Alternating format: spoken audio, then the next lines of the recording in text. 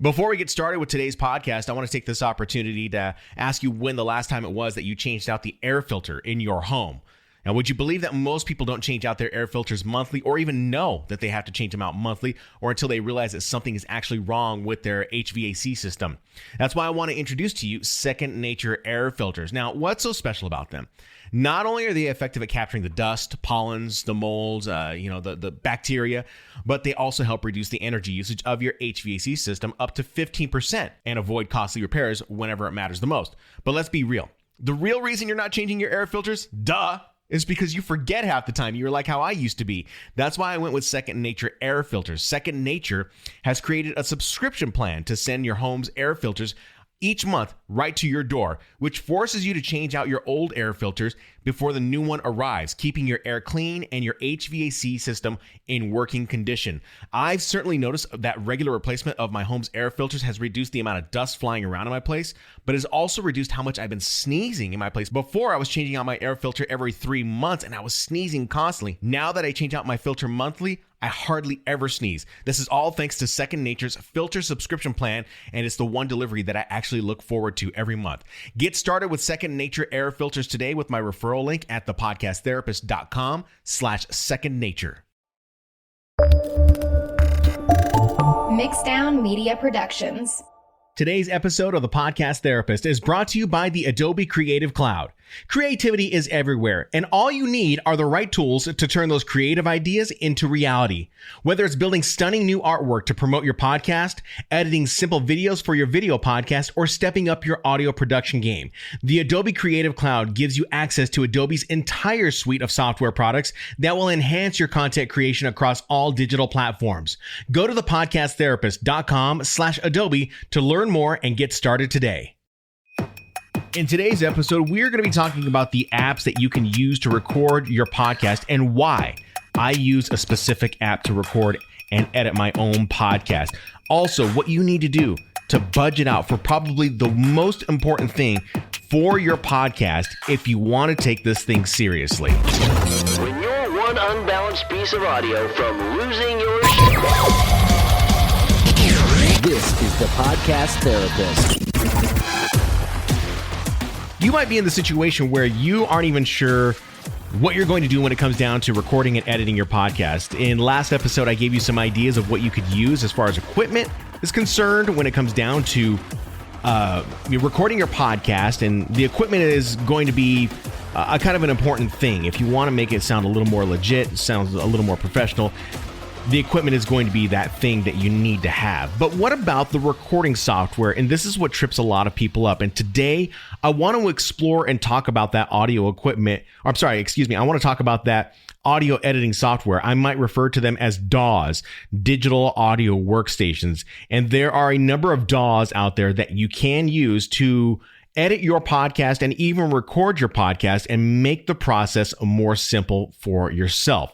So we're going to explore that. Also in today's episode, I want to kind of seed into your brain right now about the most important thing that is going to matter when it comes down to your podcast, and that is going to be your website. So what I want to share with you today is I want to share with you what website platforms you can use, what are going to be the most effective, whether you need to jump into a cheaper website or if you just want to jump into something that is going to be a little more user-friendly and have more flexibility for you and your podcast, because that's where podcasters like to go. Is they like to have a little more flexibility with their website. And of course, flexibility makes all the difference in the world. Now, before we get started, I want to invite you to jump on over to thepodcasttherapist.com/Rocketbook.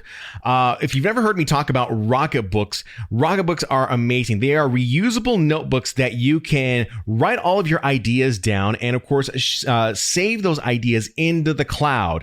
And then, of course, once you're done with all of your ideas within the Rocketbook itself, you can use some water and a rag that they give you with the Rocketbook and erase all of the notes in your notebook while they're already being saved into the cloud. You can share those notes with other people. They work great for meetings. They work for great for implementing different ideas. In fact, this podcast and all my YouTube videos are all powered by Rocketbooks. I have a planner and I also have a smaller notebook that I can write down my basic questions for my podcast guests, or maybe my notes or my bullet points that I want to talk about in my podcast. If you want to learn more about Rocketbooks, check out thepodcasttherapist.com/Rocketbook and see which one works best for you. So today I want to go ahead and get started with the apps that you're going to be using to record your podcast. And there are a number of apps out there. I'm sure you have done your research on this, and it's really going to depend on you, what your workflow is going to be, how you want to execute the recording and the editing of your podcast. I will say this, a lot of them do a lot of the same things, but with different functions, different keyboard functions, different mouse functions. So it's really going to depend on your workflow and how you want to make that workflow play. Now, when I talk about workflows today, I'm always trying to give you the best and most efficient workflow. And I think the most efficient workflow comes with training, and it comes also with time. And once you get involved in one piece of one application or maybe another application, it works best for you. But sometimes you need to take the next step further in order to save yourself time. That is what's the most important thing when it comes to your podcast, is saving yourself time, whether that be time with editing, whether that be time saving time with recording, or maybe that's time with research and development with your podcast. I want to share with you the most effective and efficient ways. Now, before we jump into those apps today, I want to go back and I want to talk to you about what I mentioned in episode 1 of this particular podcast. Not this episode, but last episode, in episode 1. And I talked about, or I guess I was giving up this vibe to you guys that you could get certain pieces of equipment, but if you don't have the money, then you can get this other piece of equipment. What I was trying to convey in that podcast episode was that I don't want you going into debt. I don't want you putting things on a credit card in order to have a podcast if you are not sure about whether or not you think this podcast thing is going to work. But if you have the money, or maybe you are implementing strategies into your own life to pay for podcasting equipment, and that you know that you can pay it off later on down the line, then I would say, yes, do that. But I would never encourage you to go into debt to get this equipment. Now, should I take my own advice? I don't know. Maybe. These days, I don't charge things on my credit card anymore. I pay everything by cash. Actually, I have a whole secret behind how I pay for my things these days, especially my equipment. And maybe I'll share that in another podcast episode. But I don't recommend that you charge anything to a credit card. I would recommend that you pay things in cash and make sure you have the money for that. So with that being said, I also mentioned that you could get a specific piece of equipment. It might cost a certain amount of money. Maybe it costs $400. If you have the money to spend for a $400 microphone, I say get it. Go ahead and get it. But if you don't, then don't get it. Just get something that is a little more affordable, because you can always upgrade later down the line. But I want to come back to this theme, and I want to come back to this idea to share with you that what I'm sharing with you in these episodes are what I have learned over the years, and the steps that I wish I would have taken in the very beginning. In fact, I've made this decision once within the past 4 years to step up my game and make my whole workflow, as far as my side hustle is concerned, much easier. And it was a very scary step. And it really jumps into today's topic about websites, as we will jump into that here very shortly. So bottom line, do not go into debt. I would not recommend charging it unless you know you have money. I would pay in cash for all of this stuff, all right? And this is going to apply to applications and software as well. As long as you know that you are creating it, there are going to be some benefits behind it. There might be some tax benefits down there, down the line of using it. So you might be able to write it off if you decide that you want to turn your podcast into a business. All right. But we're going to talk about that way later down the line. So let's talk first about recording software. I mean, this is probably my favorite part of podcasting, is the recording software. For some people, it's the equipment. It's the idea of having the microphone in front of you. It's the idea of wearing the headphones. It's the idea of having guests in the studio. They love that part of podcasting. For me, It's the editing portion. It's using the digital audio workstations, because those are the things that make your podcast sound even more amazing. In fact, when you use DAWs or digital audio workstations, you use them and you can create programs that sound like they came directly off the radio. And these DAWs initially were being used for creating music. You would hear a lot of musicians and artists using these DAWs to create music. But then podcasters got involved in the game, and then these applications started seeing that. And so they started developing and upgrading their software to make the software more applicable to people who not only create music, people who do voiceovers, but people who now podcast. That is a cool thing. So let's start first with the very first piece of software that you can get. There's going to be 3 that I'm going to be talking about in this particular episode.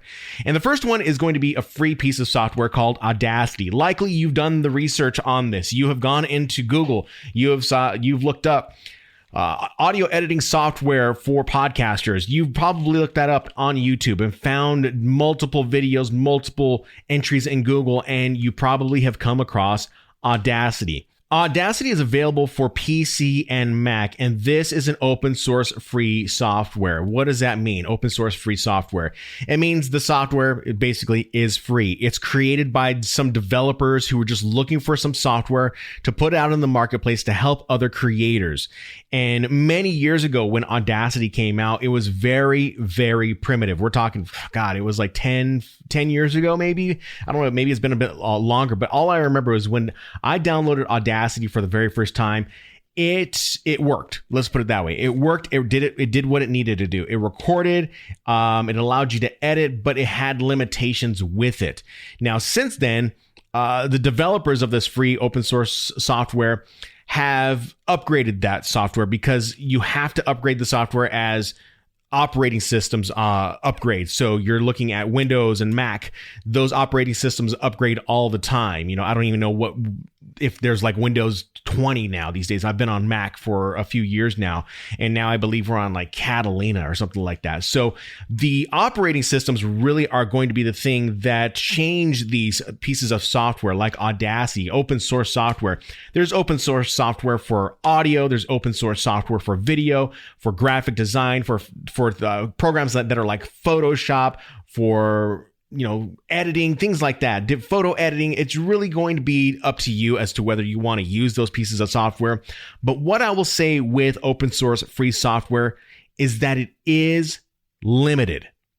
So open source software is limited in functionality. It's limited in what you can do if you're trying to take your creation to the next level. And when you're trying to take that creation to the next level, you might find yourself stymied by the limitations of what the program can do. And then you might have to jump in and go into a different program. So let's continue real quick with Audacity. So Audacity is free open source software. It requires paid software for MP3 tagging. Do you need MP3 tagging? Now, this is a thing that podcasters in the past used to miss out on. So just a little history lesson about what MP3 tagging was or is, and how it now applies to podcasts these days. So back in the day when you were posting podcasts up onto the internet, podcast files would just show up as the file name itself. That's how it would show up in Apple Podcasts. Before, it was just called iTunes, but that's how it would show up on Apple Podcasts. That's how maybe it showed up on a Zune. And it was just a file format. It was just say like the podcast therapist dash episode 1 dash first version dash V1 dash 2. It could have had all these characters that were in that. And that's what actually showed up on your podcast player. Then, as we started to see podcasting start growing out from its infant stage, people were saying like, well, you need to do MP3 tagging and all these things. And what MP3 tagging turned into was that you were able to add metadata to that audio file to where it now had a title. You could create a title for your podcast. So instead of it saying episode 1 podcast therapist, it could have been a title of saying which websites you should be using to create your podcast, and and apps for podcast editing. So the title of your podcast would actually show up, and it would show the author by Shannon Hernandez or by the podcast therapist, things like that. So MP3 tagging back in the day it didn't exist. It only existed to me because I was already using software that MP3 tagged, and I knew what to do when I was working, while working at the radio station. So those were the things that I already knew about. If you're using Audacity, you might need some software to do MP3 tagging. I know there's different pieces of software that you can use for MP3 tagging, but I will tell you this, you don't need it anymore these days. If you get a solid hosting service, a hosting provider like Buzzsprout, Simplecast, Libsyn, they handle the MP3 tagging for you. The difference between MP3 tagging now for me is that I incorporate it in my own workflow ahead of time before it even goes to hosting, because it just makes the process simple. I don't have to do any typing. I just like to cut little corners and I'm not saying cutting corners in a bad way. I like to, I guess, prepare for what is to be expected later on down the line in my workflow when it comes down to publishing my podcast. So do you need MP3 tagging? Not necessarily. When it comes down to Audacity, your hosting provider is going to be the one that will be able to handle that. Also with Audacity, let's talk about getting audio from a video. Now, there's a lot of podcasters out there, a lot of content creators, I should say, that want to turn their podcast that they've done on Facebook, that they've done on YouTube, and they're these video podcasts, and they want to make those into audio podcasts because they have heard that, you got to put your podcast in audio format in order to get a whole different audience that's on iTunes, that's an Apple Podcast, Spotify, wherever. And yes, this is very true. Getting that audio from video and putting it into, those platforms could get you a different audience. And that's going to be kind of important for you. All right. So if you're someone who is doing Facebook Lives, someone who is doing, YouTube Lives, you can take those videos down and supposedly, and I think you can now these days, but I can't be for sure, you can put them into Audacity and you can be able to rip the audio away from the video, and all you're stuck with is a piece of audio, and you can turn that into an audio podcast. I don't know. I can't remember if there is paid software. The last time I checked, there was, but that might be something for you to explore for yourself. The next thing about Audacity is that it requires you to set up your own presets for sound equalization. This is probably the single most important thing for me when it comes down to my podcast. When you listen to any of my podcasts, whether that be the Podcast Therapist episodes or you're listening to my YouTube videos, you are hearing the audio at the same decibel level for my voice across the entire board, whether it be, so let's say, for example, we're using the Podcast Therapist. Like when you listen to this podcast, you hear the sweepers, you hear the little, what you probably might call the bumpers, all of those things. And you are going to hear them. They might sound maybe a tad bit louder, but not completely loud. You might hear my voice as the same decibel level across the entire podcast. Incorporate a guest into the podcast, and you're going to hear the guest at the same decibel level that my voice is.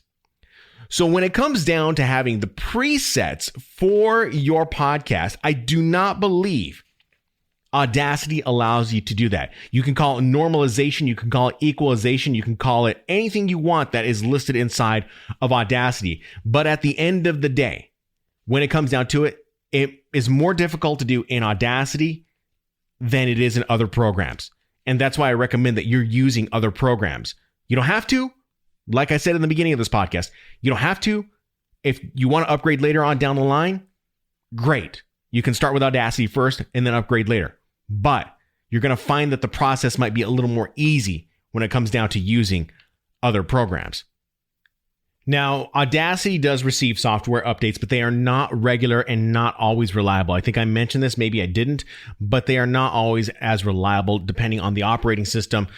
This is not a section where I want to bag on Audacity. Like I said, I think it's a wonderful piece of software for someone who's just dipping their toes in. But if you're looking to create a full-on podcast, then I would say you might want to just jump into something a little bit different that is more software as a service. You're going to hear me call them SaaS products, software as service. All right. So that's really where it's going to be. Okay. Now let's talk about those Mac users out there. And I'm just going to kind of try and go over this as fast as I can because it's very similar to using Audacity. Although when you're getting a product that is coming onto a Mac and you've heard of GarageBand, yeah, great. You could do quite a bit actually in GarageBand. And I think the intention behind GarageBand back in the day when it was released was to create music, really. And then as podcasting started to become more of a thing, Apple started incorporating more of those changes in their software. And you were able to do more as far as a podcaster was concerned. So what you're going to see with GarageBand on a Mac is that it's going to be coming with your Mac, or it is available for download. You can record a podcast into GarageBand and you can edit your podcast into GarageBand. You get this ability to rip audio from video without purchasing any extra software. So that's a really cool thing when it comes down to a Mac. You can pull from the Facebook Lives, the YouTubes, even Zoom. I forgot to mention that you can do this with Zoom recordings, but Zoom gives you the audio anyway. But if you really absolutely needed to do this, you could rip that audio from a Zoom video and it would come out, just the same. All right. The sound equalization situation is that you get basic sound equalization presets within GarageBand. And, that makes a little bit of a difference. You can get all those things like normalization. You can get equalization. You can go in, push levers, move things up and down, and make your podcast audio sound a little bit better. Does it have advanced settings? Not really. I mean, I'm sure if you go into GarageBand, you could do that, but it's just not. It's a free software. It comes with your Mac. I mean, you're not talking about creating Avatar or Guardians of the Galaxy sound. I mean, you're talking about something that is very basic, although you can do some pretty cool things as far as sound design inside of GarageBand, but it's not going to be something that is really in depth. Okay. Now, it does not include MP3 tagging or a tagging interface. Again, do you really need that? No, not really. You can just use your hosting provider whenever you go to upload your podcast. So that is going to be something that, that you need to be aware of. Now, the third piece of software that I talk about, and I know you're like, okay, yeah, we know, Shannon, we know you're going to talk about Adobe Audition. Yes, Audition is going to be the software that I recommend that you use right now from the start when it comes down to editing your podcast and recording your podcast. I should have said that the other way around. Recording your podcast and editing your podcast. It's going to make a world of difference. It's going to make your job so much easier. Now, I know you're asking yourself the question, how do I even get into Adobe Audition and operate it? Because it seems so complicated. We'll jump into that here in a second. What I do want to make you aware of, though, first, is that Adobe Audition is part of the Creative Cloud. So it is part of a SaaS product, software as a service. The Creative Cloud, anything that has to deal with Adobe Audition, Adobe products, Adobe Premiere, Adobe Photoshop, Illustrator, all of those are all part of the Creative Cloud. If you weren't aware, there are some of you out there that are very aware of this, and I get that. I totally get that. But Adobe Audition, this is what you need to be using because it got all the shortcuts in there for you. As a single app purchase, with Adobe Audition, as a single app purchase, it's going to be, I believe, $20 a month. And I would say that when you're ready to start recording your podcast, and you got to make it worth your while if you're going to be spending that money, $20 a month to use Adobe Audition. You got to know how to use that Adobe Audition. I'll give you some of the benefits here in a second, but I will tell you this right now. I have a whole training on how to design your own podcast on my website at thepodcasttherapist.com, which will lead you directly to my main site, theshanman.com. And if you reach out to me and say you want to take this training course and you heard this training course on this particular podcast episode, you got to mention that. Say, I heard that you were giving out a chance to get a discount on this training. I will give you 50% off the list price on my website by mentioning this podcast. So you got to go to thepodcasttherapist.com/podcast go scrolling down, contact me on the contact page right there, and tell me that you heard I was giving away a 50% discount on that particular training. So let's talk about Adobe Audition and why I think you should be using it and what is all included in that training, okay? So Adobe Audition is a single app purchase, like I said, $20, but it can be part of the Creative Cloud. But it does have this multi-track sound mixing for cleaner and more professional podcast sound. Now, what do I mean when I talk about that? You're going to see a lot of podcasters, a lot of videos out there, a lot of podcast episodes where people are talking about, hey, I should be recording my guest on one track and then myself on another track, and that's how I record my podcast. Well, yes, you can do your podcast just like that. That's what some podcasters do. I actually don't recommend doing it that way. But if you find yourself in a pinch where you're recording multiple pieces of audio in this multi-track section, it can come in handy. Maybe you use a piece of software like Zencaster and it will separate out the tracks. You can mix the tracks into a multi-track session and make it sound better. You can do all the fixings and trimmings to that particular episode using the multi-track editor. This is why I love Adobe Audition. It gives you so much freedom within the actual software itself. You're getting a more professional sound, and there are all kinds of presets that you can use without actually altering the original piece of audio.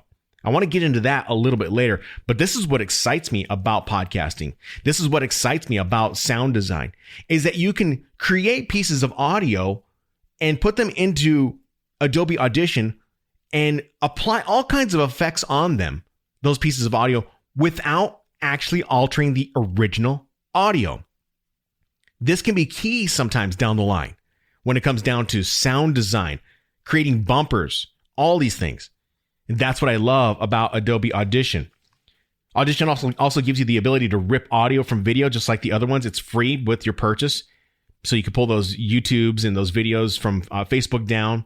But here's the one thing that I love, and I've mentioned a little bit about, is the professional sound equalization presets. They are immediately available upon subscription. So when you jump into my Design a Podcast training course, I walk you through the entire process of not only just starting a podcast, but I walk you through the steps of what the entire interface of Adobe Audition looks like and how you can operate it and create a podcast much faster than what you're doing in Audacity or in GarageBand.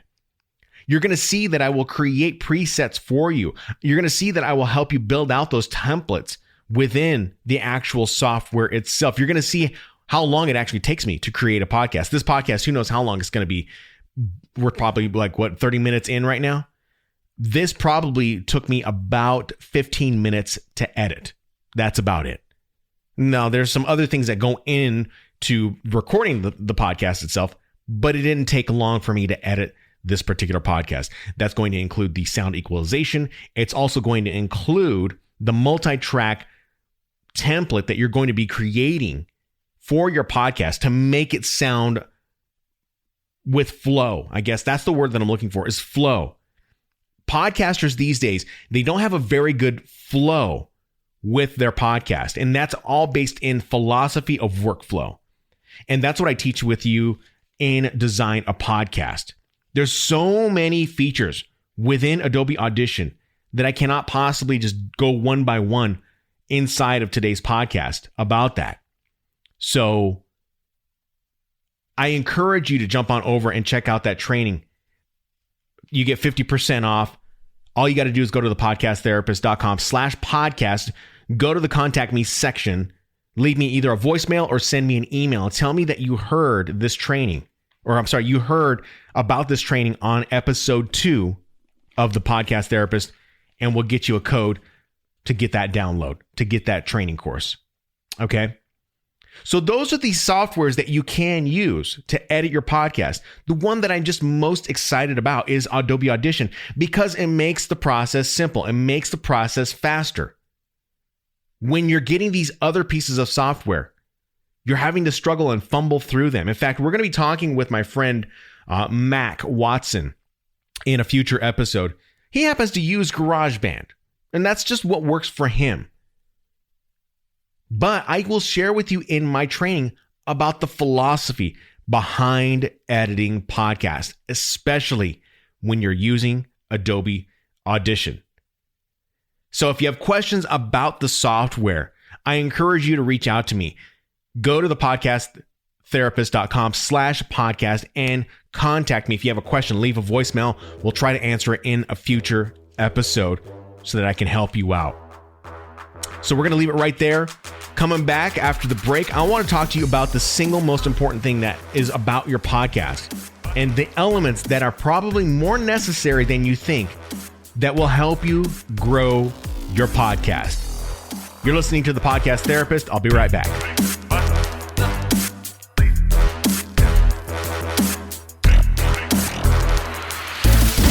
The Podcast Therapist. To a lot of you, coffee is the nectar of the morning wake-up gods, right? I totally love that feeling, just like you, of being awake, especially as I get older. Adulting tends to get a little bit harder. It wasn't until I made a visit to the doctor a few years back and I was diagnosed with hypothyroidism, and I had to give up all of the caffeine in my life, including coffee. You see, even though caffeine can wake you up and make you feel alive for some part of the morning, it also has side effects like the jitters, anxiety, and you'll get terrible sleep, all of the things that I was experiencing. That's when I discovered Mud Water. Mud Water is a coffee replacement with 1/7 the caffeine of coffee that actually gives me energy, focus, and immunity without jitters, crashes, or a downside. So what's in it? Mud Water is a mixture of herbs, spices, and magic mushrooms that dial in on your immunity, boost your clarity, creativity, and your mood. I can't tell you how much of a difference it has made in my life in the last few months. So lose the jitters and find more focus with Mud Water. Get your Mud Water starter kit today at thepodcasttherapist.com/mudwater. That's thepodcasttherapist.com/MUDWTR to learn more and get your first can and frother today. Mixdown. It's time for the Mixdown. The Podcast Therapist. Welcome back, and thank you so much for joining once again, or maybe you're continuing to join as you're listening to this podcast in full. It's time for the Mixdown. This is where we really break things down and hopefully give it to you in some chunks of information that will really help you perfect the area which you might be struggling in. So this just isn't for the startup process of a podcast. You might be in the middle of podcasting, but you're having trouble with certain areas, whether that be promotion and marketing, or whether that be maybe advanced editing skills. You know, who knows what it may be, but the Mixdown is intended to really help you out. Now, I have a lot of this stuff up on my YouTube channel in smaller pieces and bite-sized pieces, I would say, anywhere between 5 to 7 minutes. So if you want to head on over to my YouTube channel, subscribe to that channel, you can go ahead and do so by going to thepodcasttherapist.com/YouTube, and you can subscribe to my YouTube channel right there. So in today's Mixdown, let's talk about your website, because I think this is the area which a lot of podcasters don't take into consideration when it comes down to having a podcast, especially when it's something that they want to take very seriously. And I wish I would have known these steps in the very beginning when it came down to creating a podcast. I wish I actually would have had my website built out first before I even started publishing anything. It doesn't mean that I couldn't record ahead of time, but I just wish I would have had a website ready to go and have the ability to capture people and keep them sticky. And I will describe what sticky means here in a little bit, all right? So today, let's jump into the different and various website platforms that you could be using to have for your podcast. There's going to be so many that are out there, and it's really going to depend on what you feel is going to be the most optimal or maximize on the best opportunities to keeping someone engaged with your podcast. Now, will it exist? Will you always have someone engaged all the time? No, not all the time will you have someone engaged, but it's going to be your duty as the podcast host, as the content creator, to try to keep them engaged with the content. And it can be difficult. I mean, I even find myself having difficulties with keeping people engaged at times. All right. Sometimes I take breaks from YouTube. Other times I don't. Video is a lot different than audio. And so audio should be a little bit more simple for you. So what we're trying to do is we're trying to harvest a bunch of people to come in and really remain sticky, or just stick with you as far as a fan is concerned. So that's what I'm really trying to do for you here. So first, let's talk about the websites and the website platforms. Now, if you're new to this, then this is all going to be brand new information for you. But if you are seasoned at this, which I'm assuming a lot of you podcasters out there who may be listening to this, and maybe you've already got a podcast out there, but you haven't built out a website, but you've heard of some of these website platforms, this is not going to be terribly new to you. But I do want to share from the very beginning of where we should be starting, okay? So the website platforms that we're starting with can be WordPress, which is the one that is the most popular one that you've heard of. You might have heard of Squarespace. You might have heard of Wix. And then we start jumping into more advanced website platforms. There's platforms like podcast websites. And then, of course, if you get hosting with certain hosting providers, say like Buzzsprout, they will allow you and provide you with a website with the hosting. And it just all depends on the plan that you have. The websites might range anywhere between $15 to $24 per month. And then, of course, you get website hosting along with that. So that's another area in which you could focus on getting a website. But what I would say to you, the podcaster, is that if you are now creating episodes about your podcast, it's probably more important to develop and build out a website that you can drive people to whenever you are creating or recording a podcast.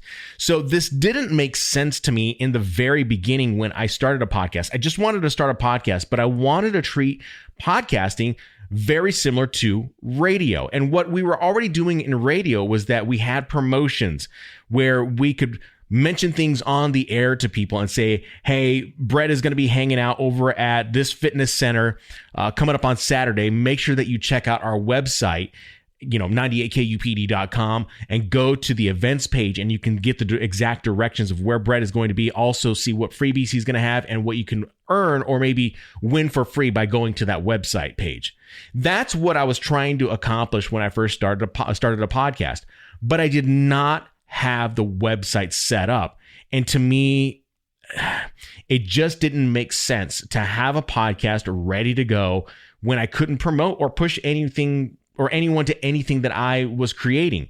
Instead, I was creating just content. And that's not a bad thing, really. Whenever you're creating content, you're creating maybe a story, maybe you're conducting an interview. That is great. But I like to think that if you are a podcaster, that you are trying to push someone to go somewhere else to deepen the relationship with the listener. That is what my hope is. After all, if you're podcasting, there's no point in podcasting if you're not trying to deepen the relationship with the listener. This is where a website comes in very handy. So you've heard of websites like WordPress, Squarespace, Wix, podcast websites. And then, of course, the website that I use is called Kajabi. And that's a little more, I wouldn't say it's more high end, but I know what the intention is with what I'm trying to do with you, the listener, because I'm looking to serve, I'm looking to help. And we'll jump into Kajabi here very shortly. Okay. So first, let's start with let's start with WordPress. Now, WordPress is probably going to be the industry standard of what you hear most people are using. Now, is WordPress easy to set up? Now, I haven't had a WordPress site in probably 4 to 5 years since I switched over to Kajabi, but I was using WordPress left and right. And the one cool thing about WordPress, when I had the WordPress website, was that there was a lot of functionality. I was able to customize a lot, whether that be how my website looked from the outside, what the skin looked like, what the interface was going to look like whenever someone encountered my website. And that was going to be very customizable to what I wanted to create for my podcast website. So I started thinking about the areas of my website that I wanted to promote on my podcast. So if I had things that I wanted to give away for free, I would make sure that I had a page where it was free stuff, or maybe it was more about blogs, and I was creating blogs and referencing those blogs to the listeners so they could go check out the blog and read more about it. The idea about driving people from a podcast to a website is kind of twofold. It kind of gives you the double up on the traffic itself. It not only deepens the relationship, but it allows people to maintain top of mind for you and your podcast. That's why you're trying to push people from your podcast to your website. That's why I think it's very important. So when it came down to WordPress, the customization was very, very it was just very free for me because I could do just about anything that I wanted. I could add any images that I wanted. I could add any type of, whatever it may have been. It could have been forms for email marketing, anything like that. And so WordPress was the area in which, or was the website platform that I love to use. Now, when it comes down to starting up a WordPress website, let's start with the very basics of what it takes to start up a WordPress website. Now, when I was starting WordPress websites, it always started in this order. It started with me purchasing a domain name. So the first step would be purchasing a domain name from either GoDaddy. It could have been from Bluehost, whatever domain service that was out there. I was utilizing through possibly, it was either just through GoDaddy or maybe GoDaddy resellers. So resellers meaning that, there's people who are earning commissions off of selling domain names. A friend of mine was doing that for a while. And so I was really just going through GoDaddy. Okay. So you get your domain name through GoDaddy, HostGator, whoever it may be.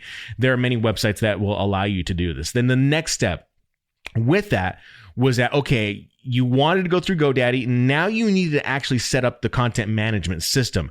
And this is where it got a little complicated. And I don't want to get too far into the complication process of setting up a WordPress site because it does take time. It takes time to build out that beginning stage of a WordPress website.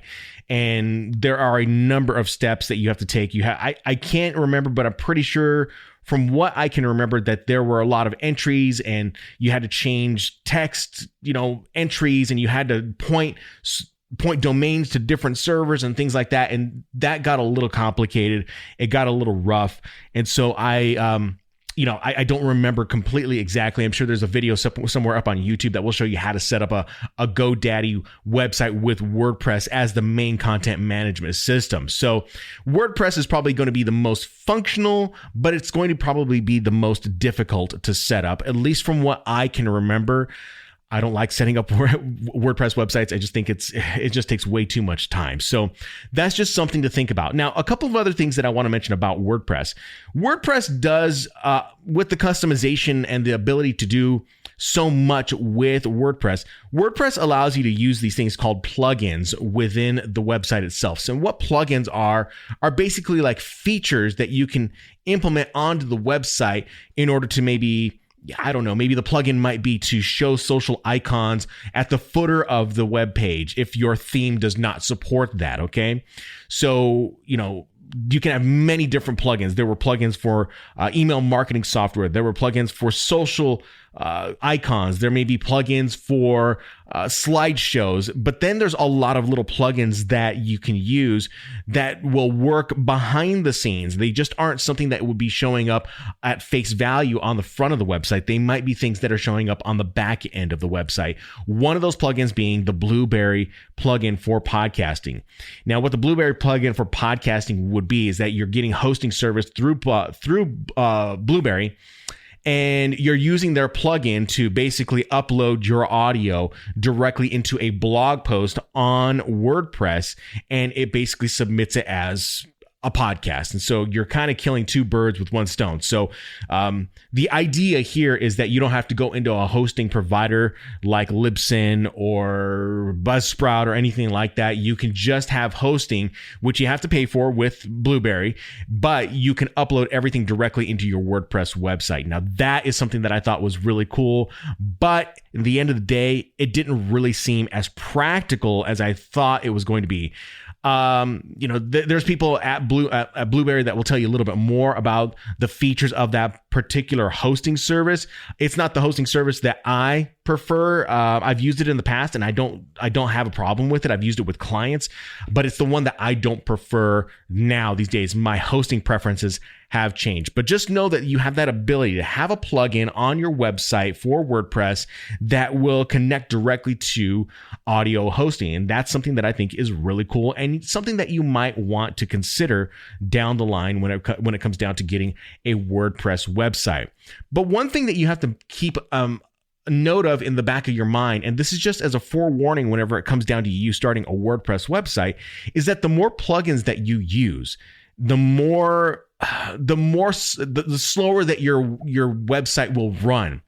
So GoDaddy and their hosting can only handle so much payload of what you're trying to run on the WordPress website.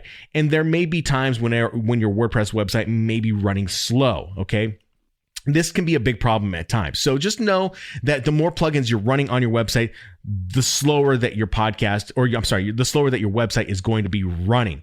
It's like anything else. The more payload you put on something, like say, the more load you put on a car when you're trying to haul something, the harder it is to haul that stuff from point A to point B. So we're really trying to use only the necessary plugins. Now, if you have questions about any of this and you have questions about any plugins, you're always welcome to reach out to me at thepodcasttherapist.com/podcast and go down and leave me a voicemail or send me a message. Ask me that question about plugins, and maybe I'll be able to give you an answer, because I've used so many plugins and I still remember them, and a lot of them are still being used to this day. A lot of them are implemented to this very day. So I might be able to help you out with that. Now, one other thing that I do want to mention when it comes down to your WordPress website are themes. Now, when it comes down to themes, what kind of theme do you want to get? Now, a resource that you can use when it comes down to going and getting a theme for your website so it can look pretty, it can look presentable, would be going to Envato Elements. Actually, back in the day, I believe it was called Theme Forest. And you can go on to Theme Forest and find all kinds of different themes for your WordPress website, whether you want it to have a very sporty look to it, or maybe you want it to have a very more professional look. There are many different themes that you can use. But when it comes down to getting these themes, you have to learn how to upload those themes directly into the WordPress website. And that can be very, very burdensome, and you can get really lost in the weeds when it comes down to WordPress websites. So just as a note, when you go into Theme Forest and you're looking for your themes, you can spend hours and hours and hours looking for different themes. You can spend lots of money. Themes can range anywhere between $20 to $200. It really is going to depend on the theme and the functionality. So just make sure that whenever you're going in and you're looking for a theme, that you're finding a theme that is going to match what you want, and you can implement it directly into your WordPress website. Now, as far as getting it onto the WordPress website and uploading all of that, from what I remember, it was just a big pain in the ass. So just know that it can take some time, but that's why I moved from WordPress. I don't have to deal with those issues. I want my website to have more functionality, to where I know that I'm getting these people who are listening to my podcast to maintain and be sticky. Okay. So WordPress is the very first content management system that you are going to be using. So let's now move over into the next content management system, which would be Squarespace. That's the one that you hear a lot of people using these days. A lot of people use Squarespace because of the ease of usability. I mean, you're not talking about using a WordPress site. You don't have a whole lot of hands-on with Squarespace sites, because a lot of it is done for you, but it doesn't mean that you're completely not hands-on with the website. Anything that has to deal with website development and graphics and anything that you want to create for your podcast or your podcast website is going to require you to actually have some hands-on experience within the platform itself. So I would say that Squarespace is very similar to WordPress in the sense that you can have a lot of functionalities. You can add, features to your themes. You could add, say, email forms. You could add social icons. You could do a lot of things in the background. One of the things that Squarespace likes to tout is that they say, oh, we do podcast hosting. And I would say that if you're starting a podcast, I would recommend against you getting podcast hosting or hosting your podcast on a Squarespace website. It's just not going to give you the metadata, allow you to have the metadata show up correctly inside of the syndication platforms that we are using to view our podcast. So stay away from using Squarespace's ability to have podcast hosting. It's just not going to be enough for you. I will always recommend to you that you use one of these services, either Buzzsprout, Libsyn, Blueberry, or Simplecast. Those are the four that really that I have used either for myself or clients. So don't think that you're getting some great deal by using Squarespace. I recently had someone reach out to me and say that they were using Squarespace. Then they came back to me and said, oh yeah, it doesn't have the functionalities as far as entering in the metadata and having more control or switching out the episodes was not as easy as I thought it was going to be. That's why there's dedicated hosting services for podcasts, okay? So just stay away from the Squarespace hosting for your podcast. But other than that, when it comes down to Squarespace, you're going to be able to customize your theme with whichever way that you like. I was building out a website for a yoga instructor about a year ago, and the website functionality and actually being able to build a website was actually pretty easy. You could implement video. You can make it look really, really cool. It just depends on these principles of how you are going to set up your website. So when we jump into the principles area of what I think your website should have, then, you'll know exactly maybe what to be looking for when it comes down to your website and what functionalities that you need to have. So that's going to be coming up, hopefully in today's episode. If not, it will be in the next episode itself. But again, I don't want to spend too much time on Squarespace. It's something that I haven't used a whole lot. I have built websites on it, but I have found that it just doesn't have the functionality that I'm looking for when it comes down to what I look for in a website.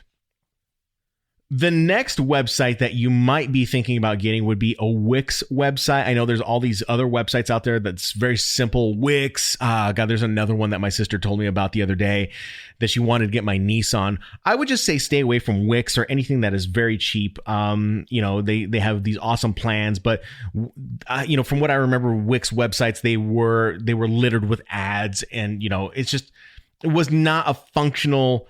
It did not give the customization that I was hoping that Wix would really jump into. And so I would just stay away from Wix, anything like that. Now, there is another platform called Podcast Websites. And this podcast hosting provider, I guess you could say, for websites, they focus specifically on podcasts they focus specifically on websites that are just doing podcasts. Now, it's really going to depend on you. They provide the themes, they provide the players for you.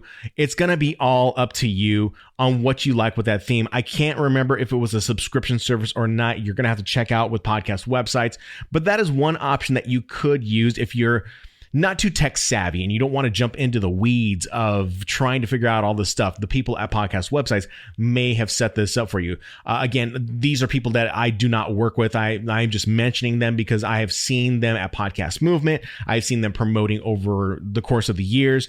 And, if I was not someone who knew how to build websites and did not know how to do graphic design, I probably would go with Podcast Websites, but it does come at a higher premium cost. So just know what you're getting into when it comes down to going to podcast websites.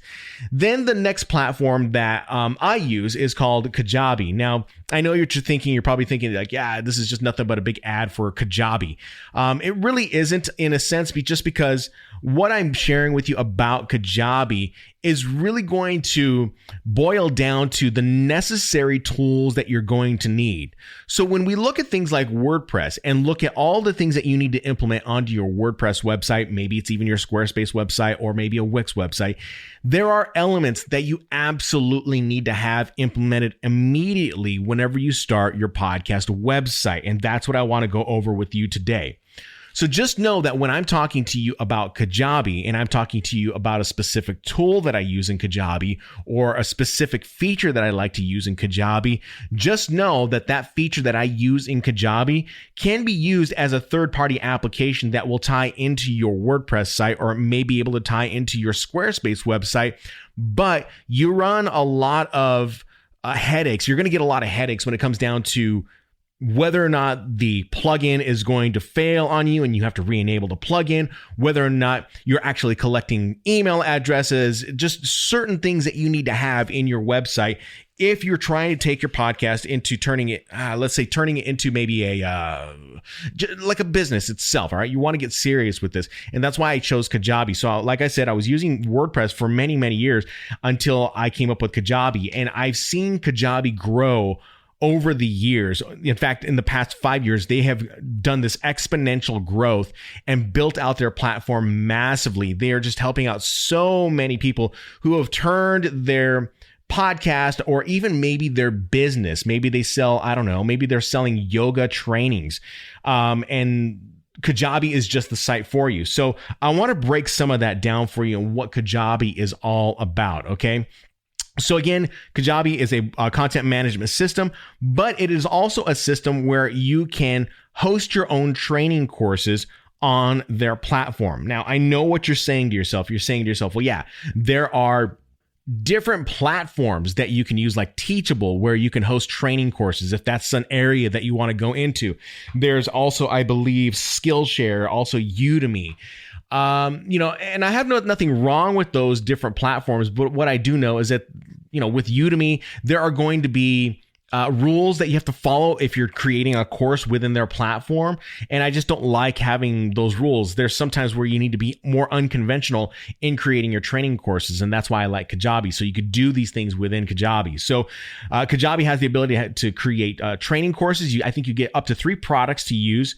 They also have a built-in process where you can build out landing pages. All right. So landing pages are going to be huge for you when it comes down to you wanting to sell something with your podcast. All right. Whether that be a digital training course, whether it be maybe one-on-one trainings, or maybe it's more along the lines of a membership like Patreon.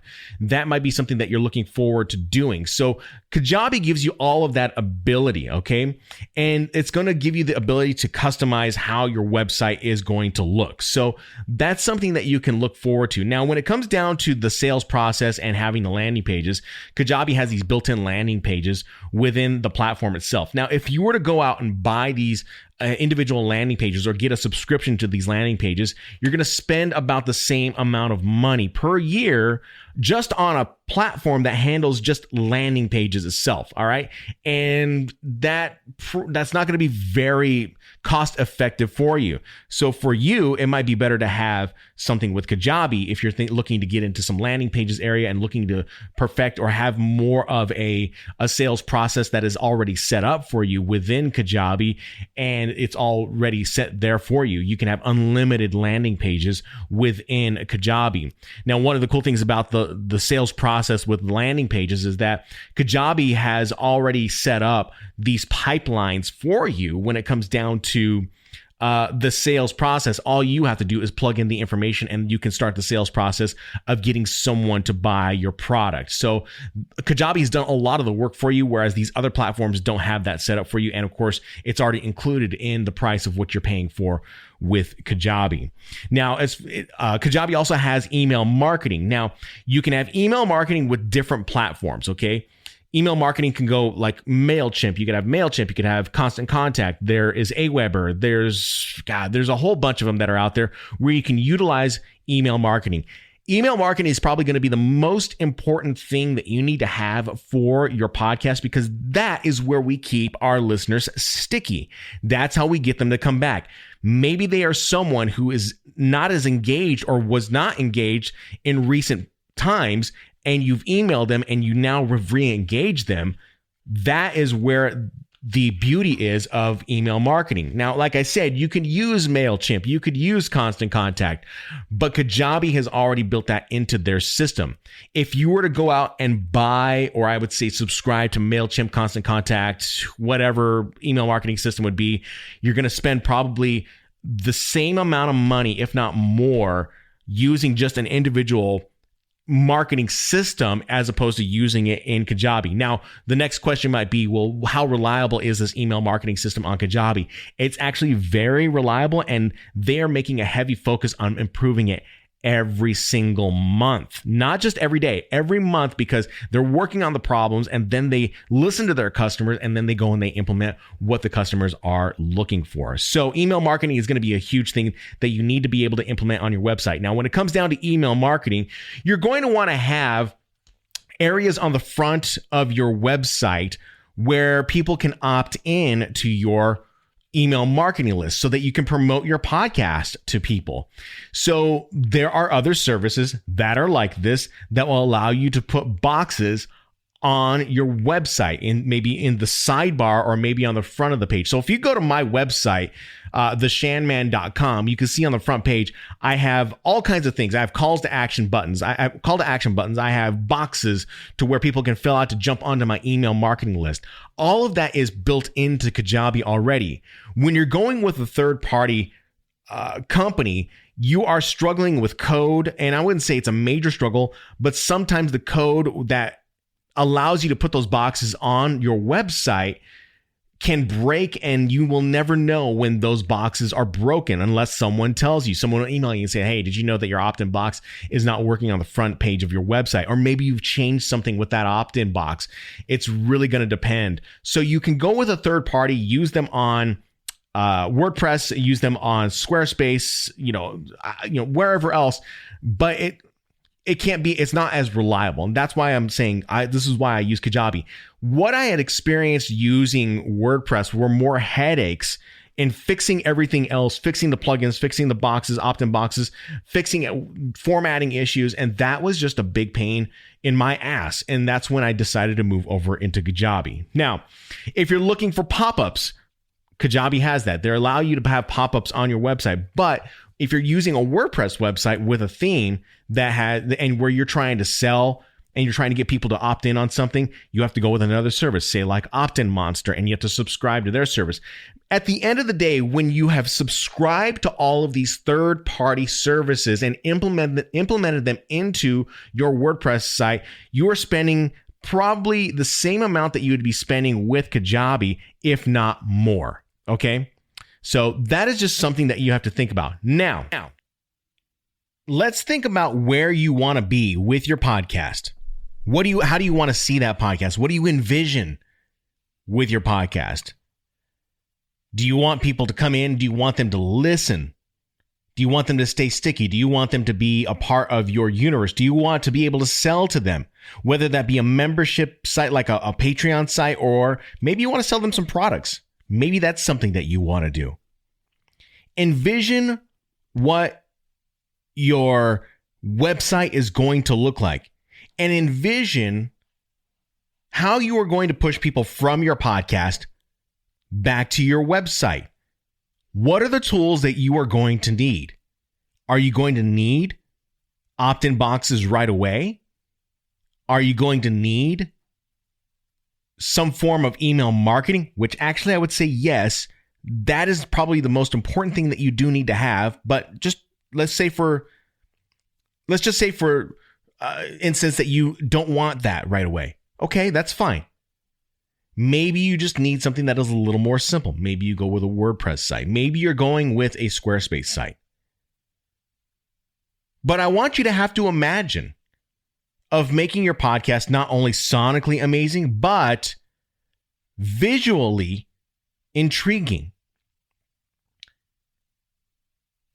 The visual intrigue, of course, being with your podcast website. You want that to be visually intriguing, and you want people to go there and be a part of your universe. I always talk about this on my YouTube channel, but this is where I think it's very important. This is where a lot of podcasters miss the mark. They do not focus on their website. There are many things that you're going to have to learn when you become a podcaster. I mean, there's already the audio editing portion of becoming a podcaster, knowing how to edit audio, knowing how to sound design. And then you got to record, especially if you're someone who's new at this. But add this extra element of building out a website. Maybe you just pay someone to implement all this for you. That's a possibility. But again, that's money that maybe you don't have. So where are you going to start? Now, I'll certainly tell you that you don't need to have all of these things implemented. I didn't even mention half the things that Kajabi does. But I will tell you this right now. Just because I have a Kajabi site does not mean you need to have one immediately. If it's something that you think is going to benefit you down the line, then I would say, yes, go get it. Because I found nothing but value with Kajabi, not only with their customer support, but with the functionality and the customization with their content management system. So you have to envision what your website's going to look like and how it is going to partner and pair well with your podcast. What are you going to promote with your podcast? That's the most important question here. So do you know what your podcast wants to look like? I would be very interested in hearing what that podcast website is going to look like. I want to encourage you to go on over to my website, thepodcasttherapist.com/podcast, and leave me a voicemail or a message. You can message me and I will possibly read your comment or play your voicemail on this podcast and maybe give you some answers. Okay. Make sure that whenever you do leave a voicemail or you're leaving me, maybe a message via Facebook or email or whatever it may be, make sure that you do reference this particular episode so that whenever I do go back and try to answer that question, I can reference what we are talking about whenever I do answer that question. So again, I want to invite you to go on over there and leave me a voicemail or leave me a message. So that's really what my thoughts, my initial thoughts are basically on websites. Got to find the website that is going to match for you. Most people are using WordPress right now. That might be the one that you're going through right now. That might be the one that you might use, okay? But, it's going to really depend. Figure out what's going to work for you, okay? So we're going to come back with some unnecessary explanations here in a little bit. So I got to give my voice a rest, and we'll be talking to you here very shortly.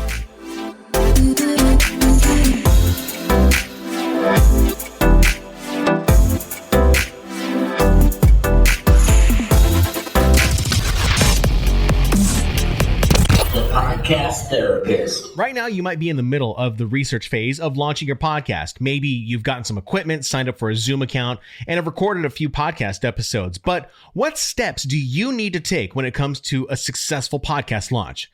Would you believe the biggest mistake podcasters make is the launch sequence? Seriously, just like a space shuttle has a sequence to put astronauts into space, podcasts have sequences to put a podcast in the marketplace successfully. That's why I created the podcast launch checklist.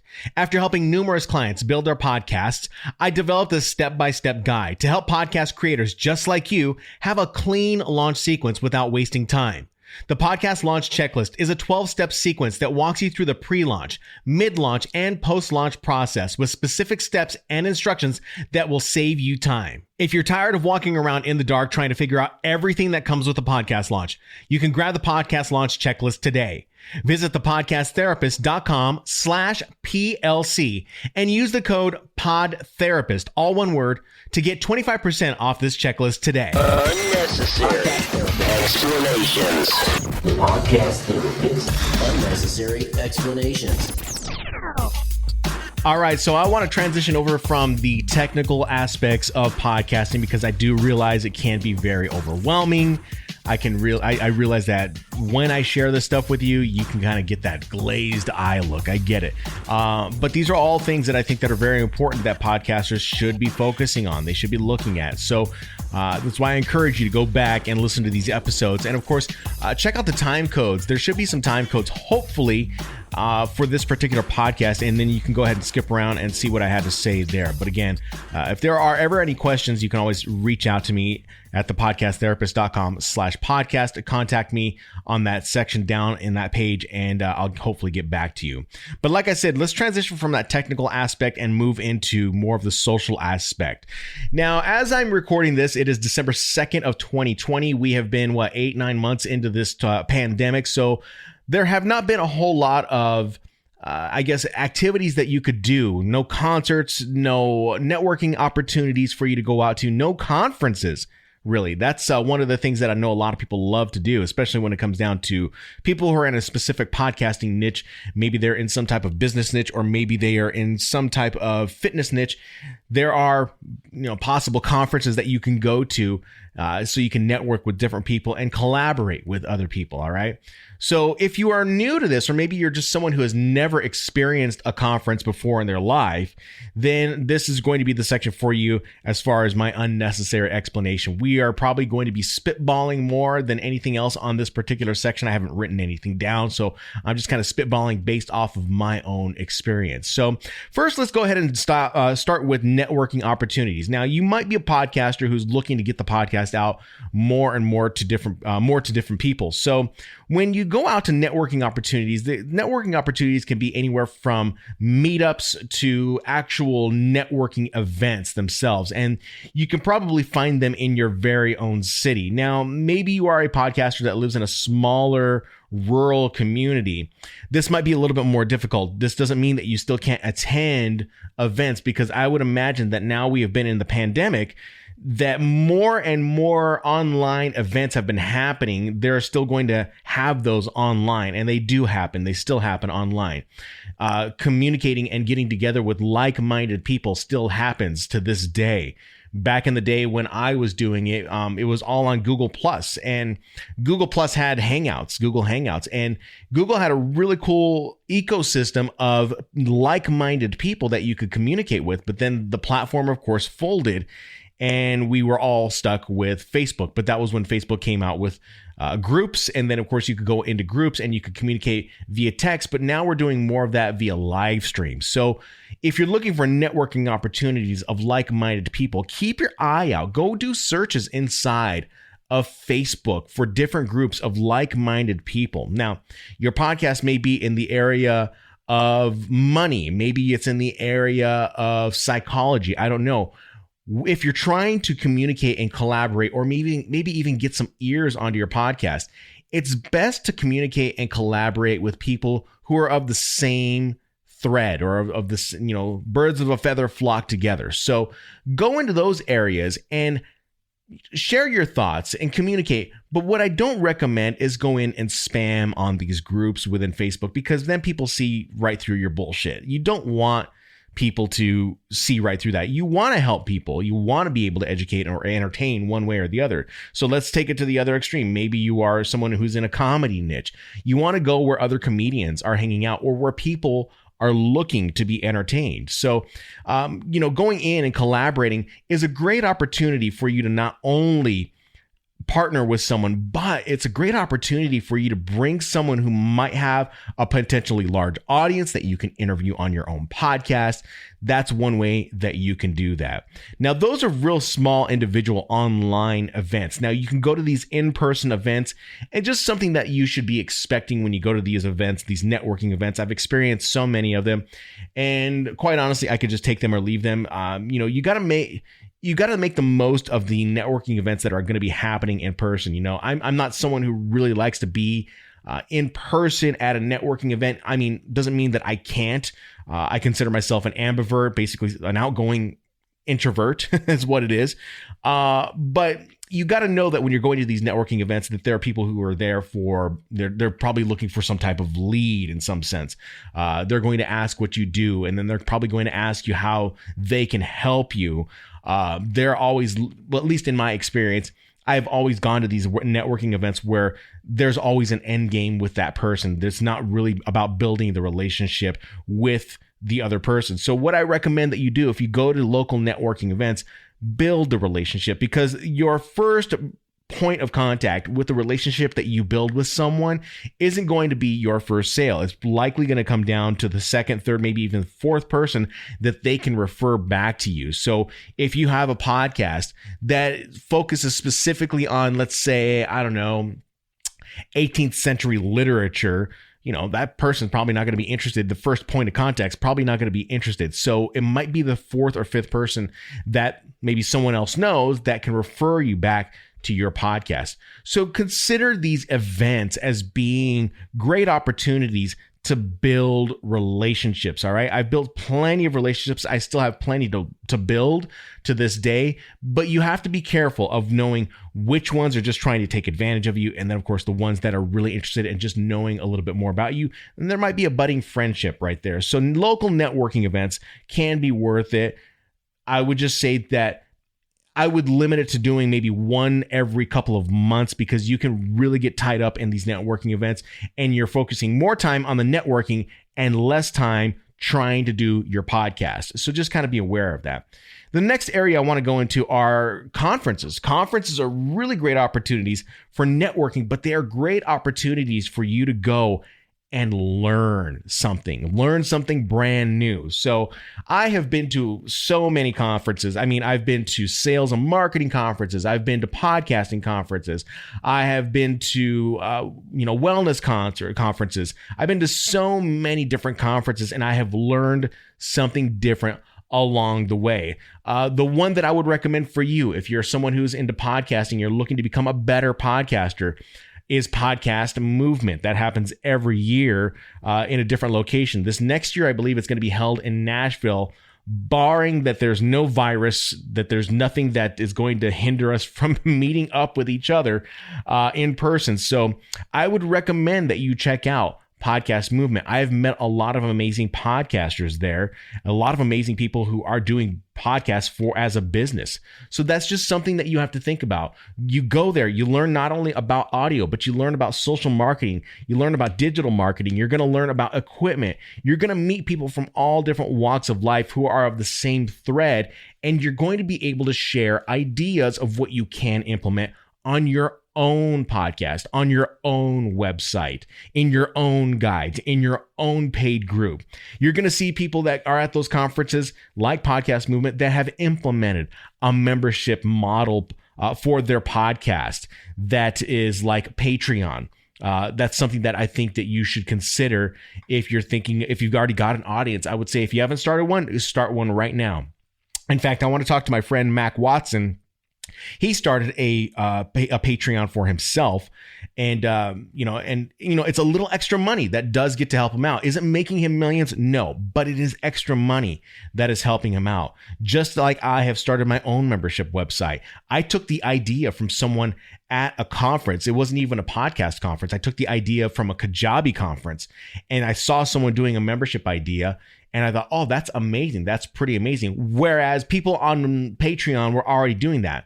Does it mean the people on Patreon were already doing it great? Yes and no. There's some that are doing it really great, but there's others who just aren't really all that good at it. Am I really great at it? I would say that I'm mediocre at it. I still have a lot of room for improvement and to grow and build out. My membership site is for my radio station fans. That is all done through Facebook, and there are mistakes that I made that I wish I would have been able to implement in the very beginning. This is why I always tell you in the beginning, build out these things in the first parts of your podcast experience and journey. You're going to need to build out the podcast itself, but you need to build out the website itself too. Get yourself and set yourself up first, because then you're later on down the line, if you're doing it later down the line, it just becomes a big headache. All right. But I digress. Let's just, I want to go back to the conferences aspect. And I don't have a whole lot more to tell you, but I will say that conferences really do enhance and open your eyes to different things that you can do with your podcast. They open up opportunities for relationships and collaborations that you can do with your podcast. So I really encourage you to jump on over, start looking into Facebook groups, and likely there are groups that have conferences that you can attend. It's really going to help you out. In fact, who was it recently whose podcast I listened to? I can't remember, but I know they had someone who was collaborating with them that they had met at a conference. So this is a great opportunity for you to also build out brand new content with fresh new people instead of just kind of going with the same people over and over and over. It doesn't mean that you can't do that, but you can build out fresh new content if you're going to some of these conferences. So that's really what I have to say about networking opportunities. Let's just hope that we can go into 2021 with a vaccine that is going to work. At this point, it looks like it's going to work. And there's not going to be a whole lot of side effects. I'm not a medical professional. I mean, you could call me the podcast therapist, but not actually a therapist. But again, it looks like things are looking up for us for 2021. And hopefully I will be able to go out to Podcast Movement this year in Nashville and maybe see some of you who are out there as well. So that is where I'm going to leave it today with the podcast therapist. I want to thank you so much for tuning in this week. It means a lot to me. A lot of this information I would encourage you to go back and listen to. Make sure that you are writing down notes. A lot of this stuff can be found on my YouTube channel as well if you're looking for shortened versions. But the reason why I created this podcast was to give the extended and expanded explanations of why I use these methods for my podcast. So I know I emphasized it a lot right there, but that's why I do this. Okay. So YouTube, you can find me, my website, also just thepodcasttherapist.com/podcast, which will basically lead you to my main website. And don't forget, leave me some feedback. Of course, reach out to me if you have questions on that particular page. I look forward to always hearing from you. I'm here to serve you, to help you become a better podcaster and become a great human being for the duration. I wanted to say something else, but I forgot what it was. So let's leave it at that. You guys have a great rest of your week. I will talk to you next time. Take care.